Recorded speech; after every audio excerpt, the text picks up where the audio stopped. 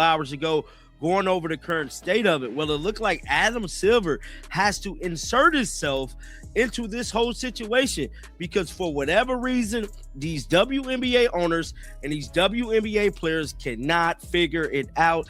And the CBA negotiations have officially gone off the rails. Adam Silver, the NBA commissioner, is now personally stepping into WNBA labor talks. That's not normal.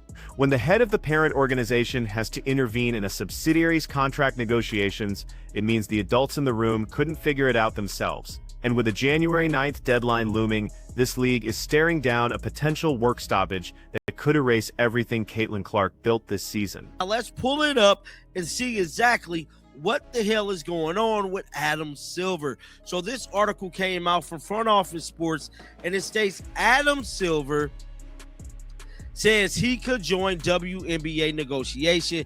The NBA commissioner said he'll do whatever is necessary on the CBA, while Breanna Stewart said his presence will be welcome. So it looked like Breanna Stewart is aggressively.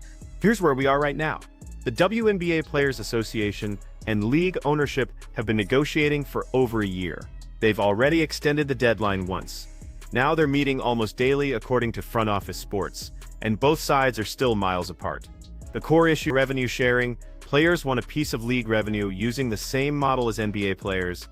Owners are saying that model doesn't work when you've been operating at a loss for 3 decades. He already faces a gambling scandal, which we've been covering that on the channel pretty much for the past couple months. It stated an investigation into the Clippers for alleged salary cap circumstance and the league's potential future in Europe.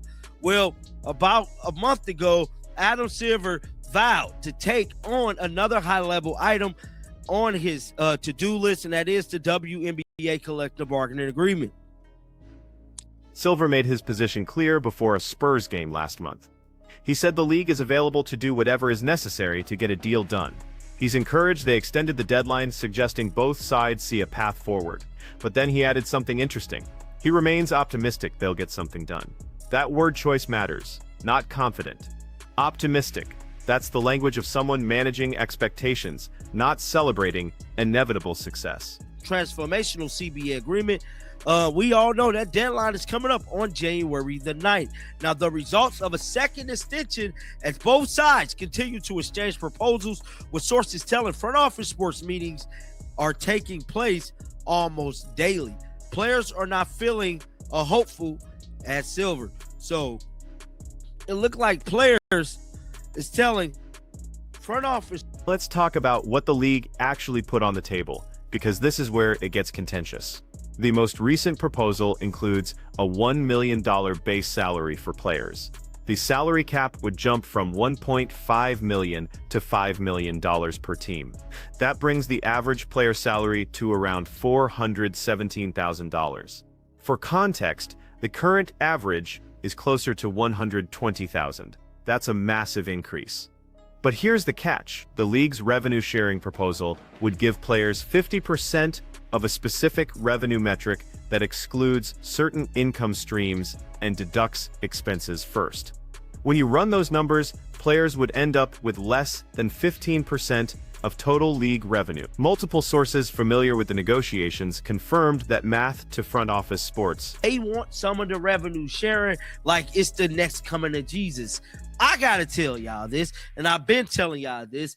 There is no revenue to share. These guys have to make up the money they've been losing the past 30 years. I don't get why they're making this thing out to be like it's rocket science. It is not rocket science with what is going on with the current state of the WNBA.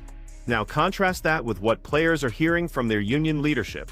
Breanna Stewart is vice president of the WNBA Players Association Executive Committee.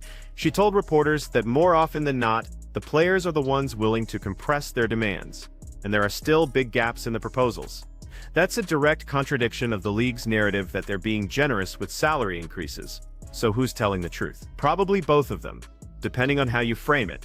Yes, salaries are going up significantly, but yes, the revenue share percentage is lower than what players expected based on the NBA model. Breanna Stewart and Unrivaled been a conflict of interest.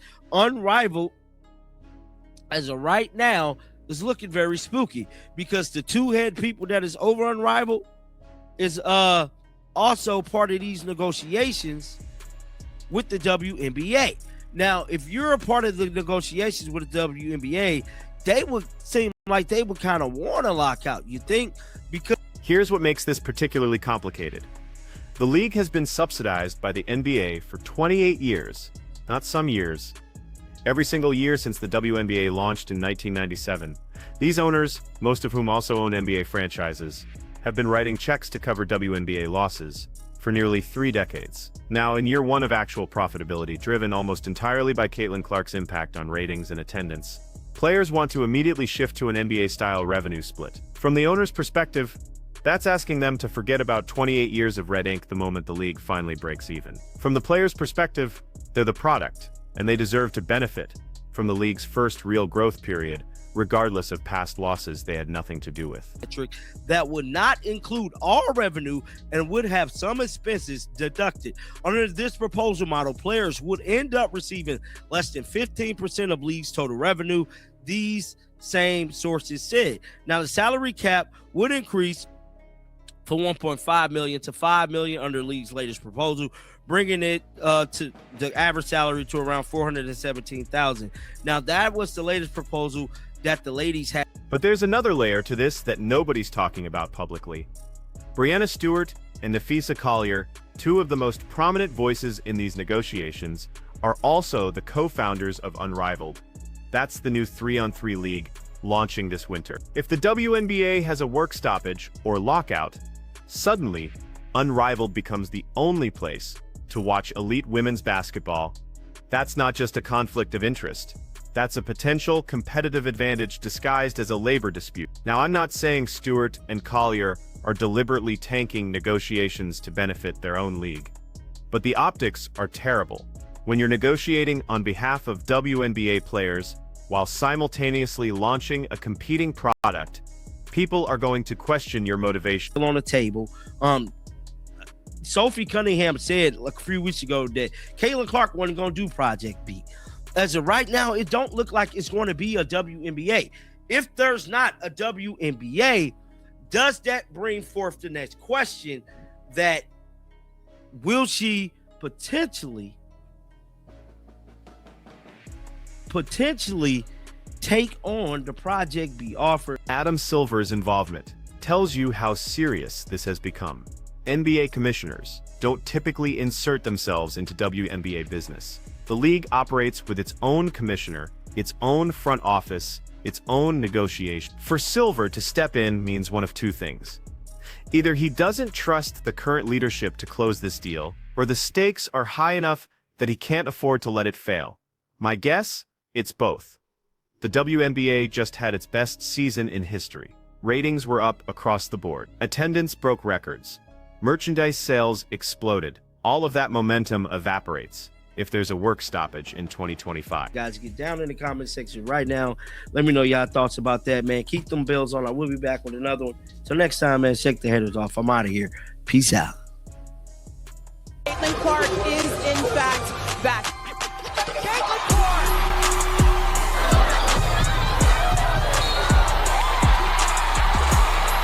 And steps back with the three over Breanna Stewart.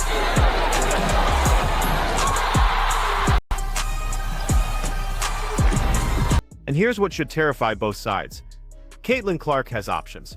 Sophie Cunningham said it publicly a few weeks ago, when she asked what Clark would do if the WNBA isn't available. Project Big 3, Ice Cube's 3-on-3 league, has been trying to recruit her. They've reportedly offered her ownership stake, profit participation, and a salary that would dwarf anything the WNBA could pay under the current CBA proposal. If the WNBA goes into a lockout and Clark decides to take that offer, the league loses its biggest asset during the most critical negotiation in its history. That's not leverage for the players. That's a disaster scenario for everyone. Now let me break down why this entire situation reveals a fundamental disconnect between where players think the league is and where it actually stands financially. The WNBA generated roughly $200 million in revenue in 2020. That sounds impressive until you realize the NBA generates $10 billion. The WNBA is 2% the size of the NBA in revenue terms. But players want the same 50-50 revenue split that NBA players negotiated after decades of profitable operation. Here's the part that gets lost in these discussions. NBA players didn't get 50-50 revenue sharing until 1995, 49 years after the league was founded. The WNBA is asking for that same deal in year 28, after 27 consecutive years of losses. The situations aren't comparable, but players have a counter-argument, and it's not without merit. They say the league was mismanaged for decades. They say ownership never properly invested in marketing. They say the NBA could have promoted the WNBA more aggressively, but chose not to. And they're right about all of that. The question is whether past mismanagement justifies current financial demands that the business can't support. The league's proposal tries to split the difference. They're offering massive salary increases, doubling the cap, improving benefits, and creating a path to revenue sharing once certain financial thresholds are met. Players are saying that's not good enough. They want the revenue share now, not as a future incentive. What makes this so frustrating is that both sides have legitimate positions, but neither seems willing to acknowledge the other's reality. Owners keep pointing to 28 years of losses, like that settles the argument. Players keep pointing to 1 year of growth, like that erases the truth is somewhere in the middle, and that's where Adam Silver is trying to land this negotiation.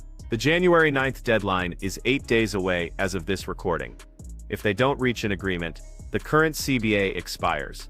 That means no contract, no guaranteed salary, no season until a new deal is signed. Players have already started talking about striking. The union has reportedly been building a strike fund. This isn't posturing anymore. This is real preparation for a work stoppage. And here's what kills me about this entire situation. The WNBA finally has momentum, finally has mainstream attention, finally has a generational talent in Caitlin Clark who can carry the league to new heights.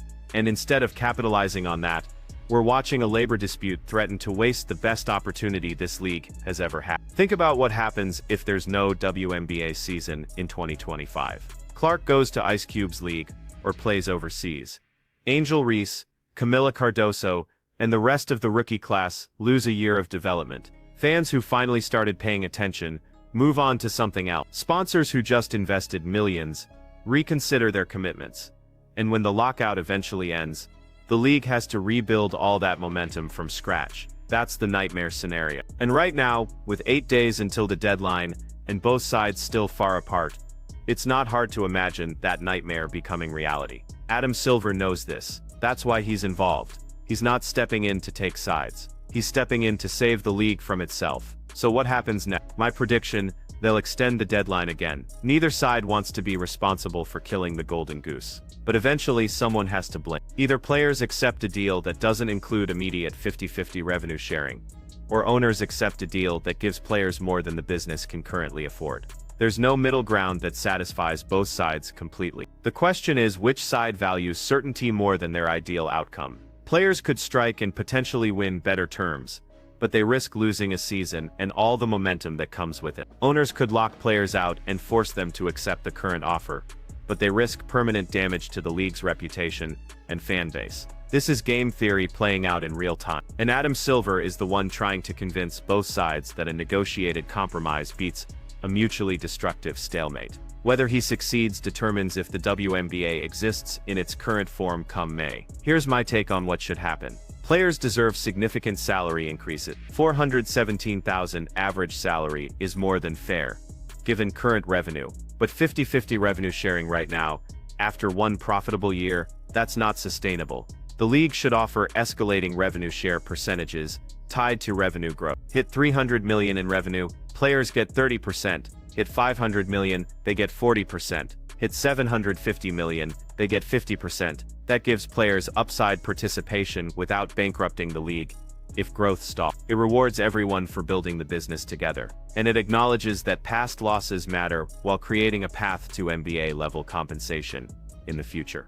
Will that happen? Probably not, because both sides are too entrenched in their positions to accept a creative compromise. But that's what leadership looks like. And right now, the WNBA needs leadership more than it needs either side winning the argument. So where do you stand on this? Do players deserve 50-50 revenue sharing immediately, or should they accept gradual increases tied to league growth? Are owners being greedy by pointing to past losses Or are players being unrealistic about current finances? Drop your take in the comments, because this is the most important negotiation in WNBA history, and how it resolves will determine whether this league becomes a major sport or remains a niche product. Subsidized, hit that subscribe button if you want to stay updated on how this plays out, because January 9th is coming fast and somebody's gonna blink.